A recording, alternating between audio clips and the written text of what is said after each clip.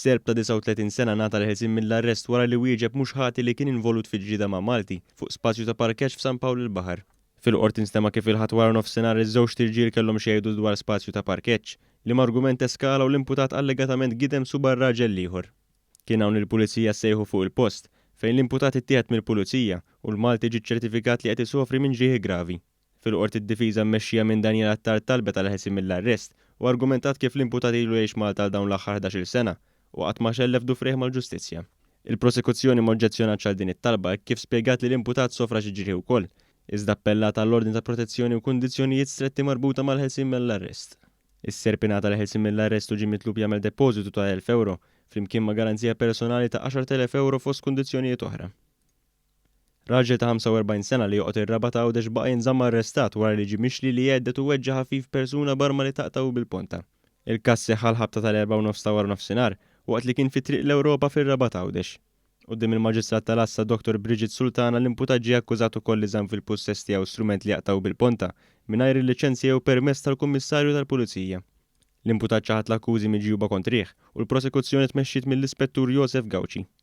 Raġel li nstab ħati ta' ħasil ta' flus ġej minn frodi diġitali ngħata sentenza sospiża u ġie ordnat iħallas lura dak li seraq mill-vittma ta' din il-frodi. Ir-raġel ta' 35 sena kien wieġeb mhux ħati għall-akkużi ta' ħasil ta' flus u li gawda minn frodi ġejjin minn attività kriminali, iżda wara dan ammetta. Il-qorti nnotat li l-imputat kellu kondotta nadifa u għalhekk ingħata sentenza ta' sentej priġunerija sospiżja għal 4 snin u jirtirot 4,000 euro lill-vittma fi żmien 6 xhur. L-assi kollha tal-imputat ġew ikkonfiskati. Is-seduta marbuta mal-każ ta' ħasil tal-flus kontra Florinda Sultana u Albert Buttigieg kellha tiġi posposta għal dat oħra hekk kif il-prosekuzzjoni ma daritx fil-qorti. Il-Maġistrat Donatella Frendo Dimek irrimarkat kif wara nofsija ta' stennija l-prosekuzzjoni u laqqas uffiċjali mill-Pulizija ma kienu waslu fl-awla u ordnat li tingħata spjegazzjoni ta' dan il-każ fi żmien 24 siegħa.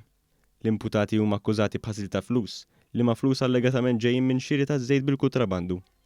Raġel mill-Etjopja ta' 27 sena ngħata sentenza sospiża wara li wieġeb mhux ħati li kisser monitor fl-ajruport f'Ġunju li għadda. Fil-qorti nstema kif ir-raġel allegatament kisser monitor fl-ajruport hekk kif sar jaf li ma setax jivvjaġġa lejn il-Ġermanja biex jiffirma l-operazzjoni ta' ibnu. L-Ispettur Silvio Magro spjega wkoll kif l-istess raġel mar jirrapporta ħsara fil-Assa meta ġie mressaq quddiem il-qorti d-difiża appellat għal-ħelsin mill-arrest li ma talba ġiet mixħuda minħabba li l-imputat m'għandux indirizz fiss. Il-prosekuzzjoni nnotat ukoll li l-imputat ikkoopera mal-awtoritajiet u allura ngħata sentenza ta' 8 xhur priġunerija sospiżja għal sena u ġie ordnat ukoll iħallas l-ħsarat li jagħmel fl-ajruport.